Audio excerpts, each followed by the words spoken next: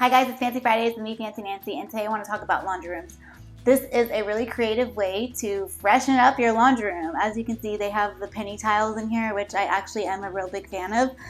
But then they did something really fun and they wrote the word fresh. I kind of like this. It adds a little spunk to your laundry room because laundry rooms are meant to be fun, inspirational places to make you want to fold laundry, which we all hate to do. So anyways, just a cute creative idea that is different and fancy that you can incorporate when you are redoing your laundry room if you like this idea. And I hope everyone is living just fancier.